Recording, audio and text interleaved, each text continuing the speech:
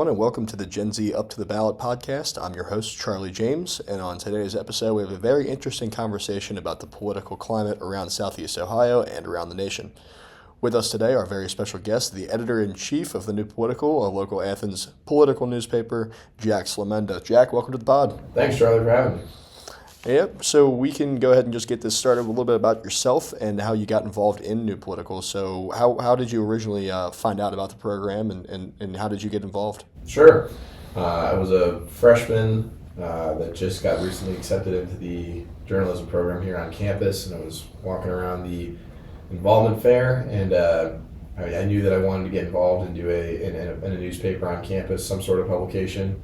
And I remember meeting a lot of the editors and writers and really just understanding the fact that I had a knack for politics and I wanted to continue, writing in general, but especially about something that I'm interested in. And people at TNP were extremely nice and welcomed me in, and I've been doing a lot of great work with them ever since. Yeah, so you mentioned that you started it as a freshman, or started working with them as a freshman, and cultivating relationships with people inside the organization. So what was your motivation to move up within the organization from just a freshman, maybe you started as like a beat writer or something, to now being the editor-in-chief? Sure. I just loved every aspect of it, and I wanted more and more and more. I've never been the type of person that likes to stay stagnant in something. I like to continuously climb up and can remain busy and busier and busy again. And honestly, I wanted to be the face of it and help young writers get to the point where I am today. Whether that's through sourcing, working with them on editing stories, giving them strong pitch ideas, helping them with their pitches. I don't know, I just always wanted to do more and to give back to as many people as I possibly could, while also, learning a lot about the profession for my own career. Just one thing led to another and kept working hard and wound up becoming editor-in-chief. So you mentioned how you came into Ohio already, having some type of fascination with politics. Did you, come in as a freshman with that in mind, saying, hey, I want to get involved with something political on campus, or did you join the org and then that interest kind of flourished? Sure. I would say that I think I already had an interest in politics for sure. The last two elections prior to me coming into college, one of them being most of my high school career, it was a turning point in this country, and it opened up a lot of polarization in our nation, and I found that to be really fascinating. It's something that I wanted to dive into from the journalist's perspective. I always had a knack for politics for my student newspaper when I was in high school.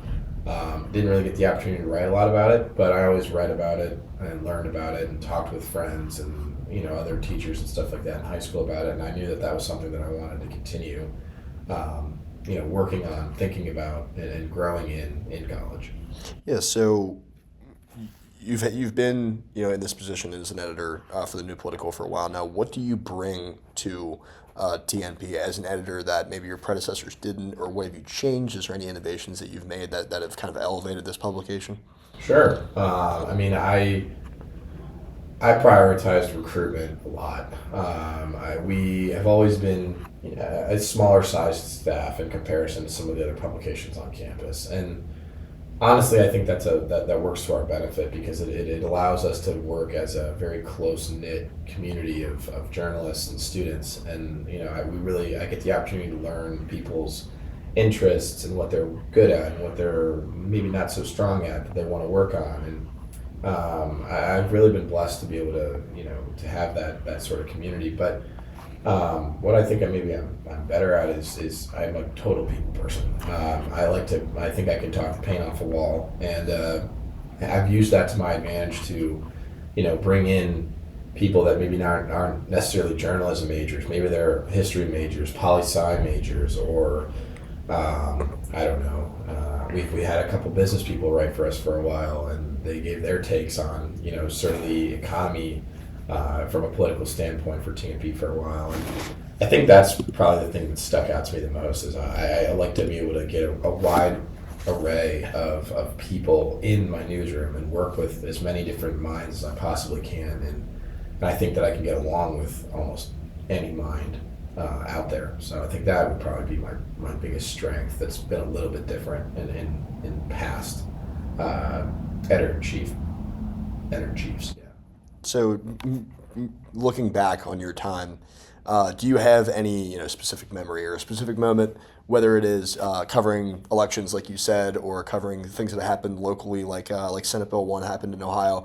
Is there anything that any specific moment in your first few years as a part of the New Political when you realized that this is something that you wanted to continue doing? This is like your aha moment where like, oh, this is my motivation for continuing down this path with the New Political. Yeah, I'll give you two. One from the earlier days of when I was an underclassman, and then one from sort of a more, I guess, semi-recent one from this year as well that really made me think like, okay, I am doing what I need to be doing in life. The first was probably going to city council and student senate meetings with an editor right when I sort of joined DNP. And to the naked eye, those meetings might seem as pretty mellow, pretty, by all cases of the word, boring, which I can understand. But I quickly realized that like what these people were talking about, whether it was student senate or city council, had massive implications on the college town that I'm going to be in for the next 4 years. Whether that was my student life, day to day going to college, what their budget encompassed and what they were spending their money on, and whether that affected me directly, indirectly, affected my friends, whatever, affected me in the coming years. I quickly grasped that with Student Senate, and I thought that to be really interesting and valuable. And I think, a lot of students should understand more what goes into Student Senate because they control a very large budget. And that's something that I think a lot of students should be aware of. For city council, I mean, there was a lot of stuff that was like local government, and while I'm not originally from Athens, but like I said, I've built a home here in the last 4 years. I built a life here. So again, a lot of the stuff that they would talk about at city council meetings, very important to me, like what the traffic patterns are going to be on all these different streets once I got a car down here. It might sound really rudimentary at first, but it certainly could affect your, how long your commute is to class, or, if you've got to go to a job interview, you got to go meet a source for a story. These are all little things that like a lot of times people overlook, but I didn't, and I quickly grasped it as a freshman. And I was like, okay, I wanted to learn more and more and more about this and get into the nitty gritty of these local issues within these two bodies of government. And then a recent example I guess I'll give you was election day this year. I mean, it was insane by every sense of the word. We were fully prepped for it. My staff was fully prepped for it, but there was no telling what was going to happen. I mean, this was one of the craziest elections of all time. And it was one that carried a lot of weight for a lot of young people, especially on campus. So having the opportunity to be able to do that and follow along with other journalists from across the nation and report on it to our little small corner of Ohio, I mean, it was a privilege. It was a lot of fun, and it was intense, and it was something that I really, really thought was valuable and that I will remember for the rest of my career. It made me realize, like, okay, Jack, like, this is what you were like born to do. And you mentioned gearing up your staff for this election. What does that look like, especially an election where you said that has so many different facets and it affects people in so many different ways? How do you prepare a group of maybe inexperienced freshmen or underclassmen in college to cover something of that magnitude? Sure. We talked about it for weeks, so that was the first part of it. Is like making sure that everybody's had ample time to prepare for what I'm expecting our coverage to look like, and what the rest of the editors and the rest of the staff want it to look like as well. So ample time was the first thing. I mean, we were laying out plans, groundwork plans, weeks if not months in advance of election day. We then had, a set schedule of what reporters and photographers were going to be at what locations what polling locations, I should say, around campus. Trying to talk to anybody that was willing to talk, take as many pictures as we could for our, live blog styled article that we had on our website that was being constantly updated with results. We had, social media blitz, basically is what I'll call it, where every time there was some new state that was called for, Trump or Kamala, we were there. We were one of the first to tweet it out, post it on Instagram, whatever, and then we were also one of the first people in Athens to, have it live on our blog.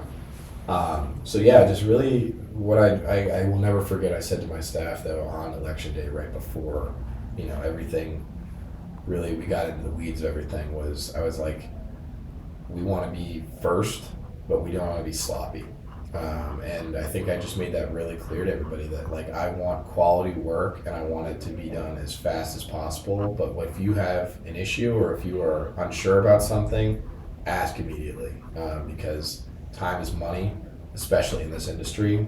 And I was very transparent with them. I was like, things are probably going to go wrong, and that's okay. I mean, we are young, we're student journalists, we're going to make mistakes, but we're here to pick each other up. No one's going to be upset. Let's just create the best possible coverage that we can with what we have and who we can talk to and whatever. And my staff responded extremely well to that. I mean, this was probably the smoothest election day that we've had, which is pretty insane to say because this was a presidential year, and in past election days, obviously weren't presidential. So, that would probably sum it up for it. Yeah. And then, so looking forward for you, you are a senior here at Ohio. So what do you, or is this a path you think you're going to continue down after college? What does the future look like for you? Sure. Right now I'm still on the job hunt. It's been an interesting road to go down for sure. But local journalism is definitely something that I want to start out with. I'm looking to go back to a more rural-ish area, whether that's in Ohio or elsewhere, remains to be seen. But yeah, I definitely want to, stay in local journalism to start, and then just keep grinding my way up to bigger and better things when those opportunities present themselves. Absolutely. And for those of you just joining us, this is the Gen Z Up to the Ballot podcast. My name is Charlie James. I'm your host. We're joined with the editor-in-chief of the New Political, Jack Slemenda. And if you would like to hear more content from the Gen Z Up to the Ballot team, you can find it on hearmyvoiceonline.com and Gen Z Up to the Ballot on YouTube. So, moving on to more about the New Political as an organization. Can you give us a little bit of background, a little bit of history behind it? Like how did it start? How does it fill a community need? And how does it compare to other student publications, things like that? Sure. We were founded in, I believe it was 2014. If I'm wrong about that, I'm sorry, but I believe we were founded in 2014, and we have been student-run, independent from the school since the dawn of time, since the beginning of our organization, and it fills a community need because, I mean, Athens, like it or not, is absolutely a news desert. You don't have your mainstream cable news station here in the town, in the city. So a lot of the times it falls on student newspapers to supply the news for what's going on in our little part of the world, and then also give your perspective, your opinion on political or national politics. So we are absolutely needed, and without us, I don't really know who would dive into a lot of the different political stuff that we dive into. It's just not necessarily everybody else's forte, which is okay. But so I guess then that leads me to your next little question. There is, how does it compare to other publications, other organizations? We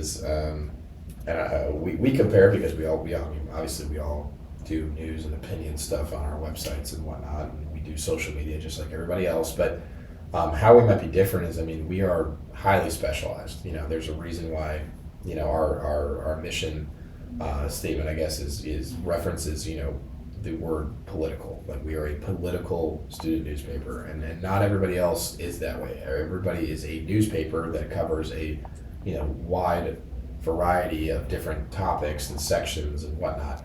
We are highly specialized in the political, sphere. Almost every single news story that we put out, and every single opinion story that we put out, has some sort of political angle to it. We do that on purpose because, like it or not, politics falls into a lot of different things that a lot of people don't even realize. So with us being that specialized, that's sort of what makes us different from, other publications, other organizations. That is why we have our reader basis, because, if everybody was the same, then there really would only be a reason to have, one student publication or one organization on campus. But having that difference is what's been key for us. So you talked about how Athens has been, a news desert, and how politics is less covered without you guys, without the specialization that you guys provide.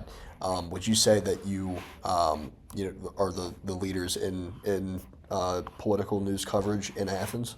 I'd say from a student perspective, absolutely. I mean, there's professionals out there like the Athens Messenger, the Athens County Independent, that, obviously those are their full-time jobs. So when they pick up a more political leaning story, obviously they have a larger reader basis than we do. I mean, we serve a student community and, a decent readership base from the rest of the Athens community that aren't students. But I think, and from a student perspective, we absolutely we do it the best. We do it the most. So it'd be hard to say that anybody else does it the best when we are doing it on just such a larger scale than everybody else.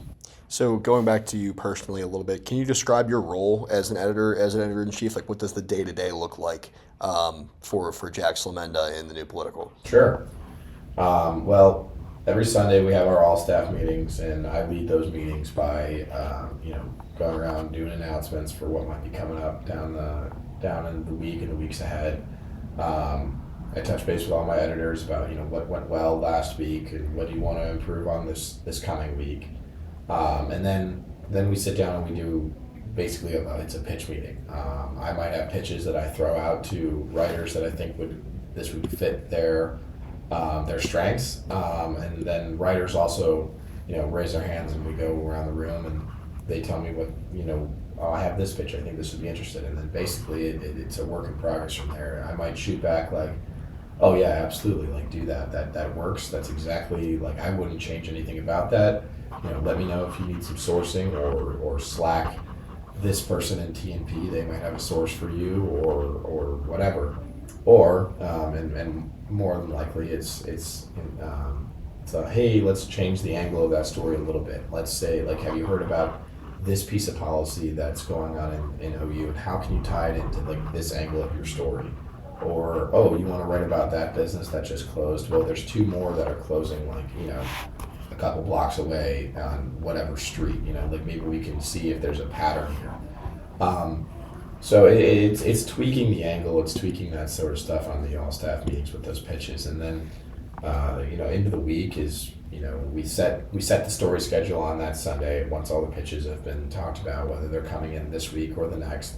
And then basically it's go time from there is writers immediately go out and then they start emailing, calling, talking in person with their sources, writing those stories. Once those stories are then in our drive, my other editors, we do it by section, so news and opinion. So the assistant news editor will look at it first, then the news editor, then the digital managing editor, then the managing editor, and then me. So it's a pretty vast group of people that look at all these stories, and it's the exact same pattern for our opinion section. They just have a different assistant opinion editor and an opinion editor, and then it's the other three. But yeah, like that's what it is. I have the final say on edits. I I guess I say what goes and what needs to be changed or what needs to be added or cut or whatever. And then once I'm done with it, whether it's me or somebody else, we put it up on the website. We let our social media team know. They post it on the social media platforms, and then rinse and repeat for the next story. And then I guess also in the day to day is being sort of the face of the organization, I suppose. If we're contacted by another media outlet, whether it's student run or not, I'm the one that responds. I draft up whatever needs to be said that goes to them. I'm asked to do podcasts like this and talk about T&P for a larger audience and share what we do. And and then I guess I'm also the face of it. I talk with our advisors, from faculty advisors to org advisors, talking about budget and stuff like that for the upcoming semesters. Making sure that our ad revenue is in a stable position on our website, and when we do our print versions, that we have ads that are sold to be able to finance what we want to finance. And so it's a lot. That's not every day am I doing that, but I would say I'm doing that at least probably every other day. Yeah. And then you mentioned your print editions. How often do you guys produce those, and where can you find them? Sure. We used to do print versions once a year. I jumped into editor-in-chief and I said, we're not doing that anymore. We're doing it twice a year. We're doing one per semester. And that's been really great for us. But we prioritize our website, obviously. But when we do the print versions, they follow a general theme. There's a theme to them. The stories, are all sort of joined by that theme in some capacity. It's a little loose, but there is a general theme nonetheless. Like I said, we're doing once a semester. They're usually towards the middle-ish of each semester. It kind of varies depending on what else we got going on. But usually it's right around the middle point of each semester. On Court Street, it might be cliche to say, but they really are everywhere.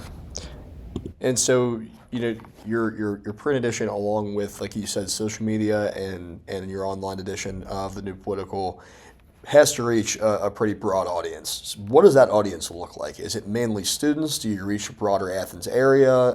Is it, what does the audience for the New Political look like? Sure, it is definitely mostly students, for sure. I mean, that's kind of to be expected with it being a collegiate newspaper. But kind of like I said, I mean, with Athens being a news desert, there's a lot of people that turn to our website to read, about political news and political opinions from the student perspective. And we're very blessed to have, an amazing, local community outside the students that, actually appreciate the work that we put into our publication and appreciate the articles that we put out.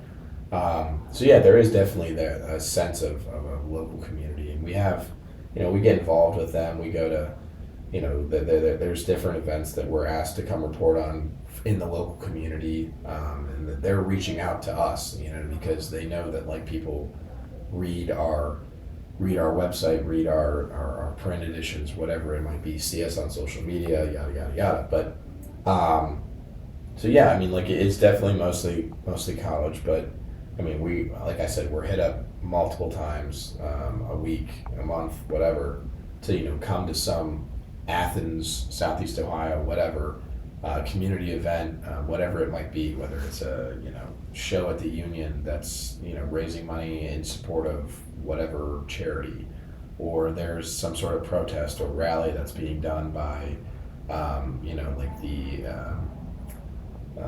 whatever community that you can think of. I mean, there's one that pops into my head is there was a group of Athens, disabled people in Athens did a protest across campus, protesting, the lack of accessibility that a lot of our sidewalks and streets have, and they reached out to us being like, hey, we'd like for you guys to take photos, and this might be if this is a story that you're interested in, we have plenty of people that would love to talk to you. So we're very in touch with our local community, and they're in touch with us because, and I say that because if they weren't, they wouldn't be asking me to do stories on them, So that's, yeah, long answer there, but there you go. So you mentioned how prominent and recognized the new political is around campus and around Athens. Have you received any type of recognition, any type of awards, not only personally from the university or otherwise, or as an organization, or just you yourself? Sure. I'll give you two sort of recent ones. This past month, it was this past month, I attended the ONMA Fellowship Day Conference in Columbus with two other TNP editors, as well as our advisor. She took us to this conference, and we entered in a bunch of different categories for awards there for this Fellowship Conference Day thing. And one of my opinion writers, Alyssa Gray, she won an award for her opinion writing on a story that she had done last year, and that was awesome. I mean, I was super thrilled to have won that and accepted that on her behalf, and she's now got the certificate, and we've got a copy of it while it's hanging in our newsroom, and that was just really cool because Alyssa, she works really, really hard for us, and the story that she did was outstanding. It was about her relationship with her mom, and comparing how her mom was when her mom was a student here versus how what it's like with her being a student here. And there's a lot of really cool overlap in that story, so I highly recommend that anybody goes out there and reads it. Great story, and it's award winning. But another one too is, and probably the one that we're most proud of, is last year we took home a second place award for our website. And we accepted this at the CMA convention in Atlanta. And that convention is the ONMA one that I was talking about earlier is just for newspapers in Ohio. Now the CMA convention one is for collegiate newspapers across the nation. And we took home a second place Division I Website of the Year award, and I was just over the moon about it. I mean, that was pretty great. I've had my own personal, successes and with internships and stuff like that, and I've been helped out a lot in the job search through my TNP wins, but those two are two of the biggest ones for sure. Awesome. So moving on down to some of the more current events that are going on, not only around Athens but around the nation, and how it's kind of impacting this specific, like you mentioned, this little corner of Ohio and the state as a whole. So I'm going to begin with one of the more recent breaking news type events. So the tariffs that President Trump has levied across the world. So do you see those tariffs impacting the Midwest, more specifically southeastern Ohio, in terms of affecting quality of life, affecting prices, affecting people's lives in a tangible way? Sure. I think we'd be pretty naive to think that they won't affect everybody, and that's including Southeast Ohio. Everything is going to be a little bit more expensive than they are right now. Now, do I think that's going to be necessarily a bad thing in the long run? No. I think that this is a big change that I think is something that has been needed in our country for a long time. I think that we've been very stagnant in how we approach our foreign relations and stuff like that in terms of what imports, exports are happening within our country. And I think a little bit more of a aggressive approach can be good, so long as what we're being told in the news and what is being passed via executive order and other forms of legislation as well, so long as what they're saying, that yes, things are going to take a price jump, but hey, think about the bigger picture. Think about it in a couple of years from now, this is going to sort itself out and we'll be in a better financial or economic way of life once this all sort of just works its way out. So, yeah, I mean, it's definitely going to impact it. I mean, the clothes you buy are going to be a little bit more expensive. You know, getting your car repaired on, you know, different parts are going to be, it's going to be more expensive for sure. But I think people just need to not lose sight of the potential that's out there and the bigger picture that is to come. And I think things will work out all right. Yeah. So moving on to another issue that was pretty present, especially here with the protests that happened earlier in, I believe, March. So with Ohio U being a pretty diverse university, have you seen any meaningful impacts of President Trump's ban on DEI programs around town, specifically in Athens? Sure. Yeah, I mean, I know that there's been conversations that have been said with the Women's Center, the LGBTQ plus center. I think like there's been serious conversations about those closing, which is unfortunate because I mean those places, you know, they not only are they comfortable places for people of those communities to go and turn to for resources or help or whatever they might need, but they're also jobs for students, and like it or not, I mean there's not always a lot of pretty easygoing, flexible scheduled jobs for students to jump into while on campus. And those are two that, I am not super privy to what the future of those is actually going to be. I don't know if they are for sure closing or not. I just know that there have been conversations with staff members, the folks that run those centers. I know that there is the potential for them to be closing either at the end of this year or the beginning of next, or maybe they're not. I don't know. But I know that those conversations have been said, and those are difficult conversations to say the least. So, yeah, I mean, that would be something that I have seen the impact on. I mean, of course, we've also seen, walking around College Green, the protests that have been taking place on those. Thankfully, OU has been, they've been civil. They've been, peaceful protests. No one's, going around doing anything really crazy on campus other than holding up some signs and chanting, which is absolutely within everybody's right. And I understand that because, again, this is a big shakeup to our world, to our collegiate lives as well. But yeah, I think those would probably be the two biggest things that I've seen around campus. And I guess a little bit, I'm bummed that I'm going to be graduating soon because I'm still curious to see how it's going to unfold for all college campuses across the U.S., but specifically OU.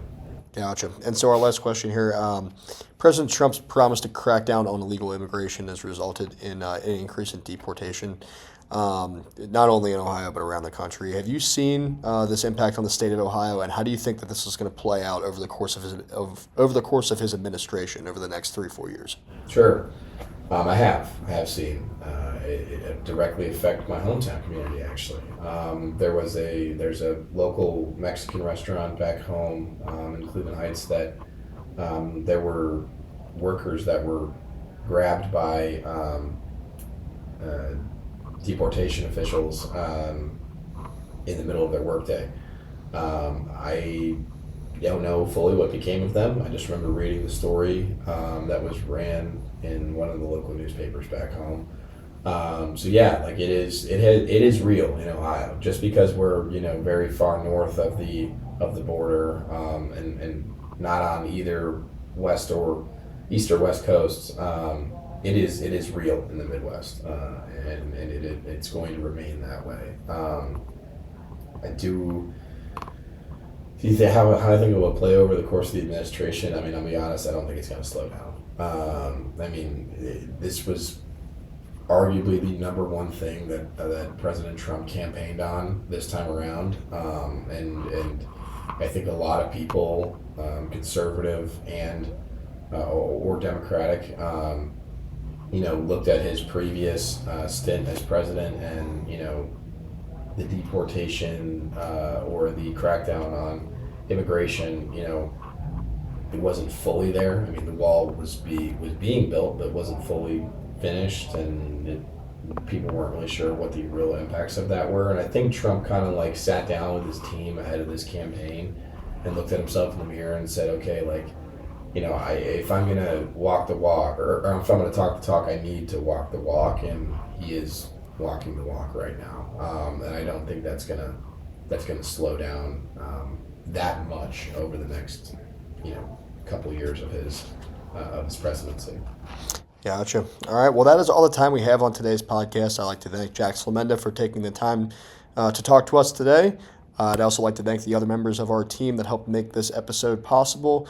Jack, if people want to read The New Political, if they want to interact with the organization or maybe even get involved, where should they go? Sure. If you want to read The New Political, our website is thenewpolitical.com, and then we are just at The New Political on all social media platforms, Twitter, Facebook, Instagram. You can listen to our Athens Happens podcast via our website, as well as our YouTube, which is, again, just The New Political. If you'd like to get involved, please feel free to email exec, E-X-E-C, edit, E-D-I-T, at thenewpolitical.com. And one of the editors will be able to see that email, and we would love to point you in the right direction. We'd love to have you be a part of our community, a part of our team. And yeah, that's about it. Great. Well, we'd like to thank everyone for tuning in throughout this excellent conversation. This has been an episode of Gen Z Up to the Ballot podcast. My name is Charlie James. And remember, while we give you the information, it's up for you to decide. So long, everybody.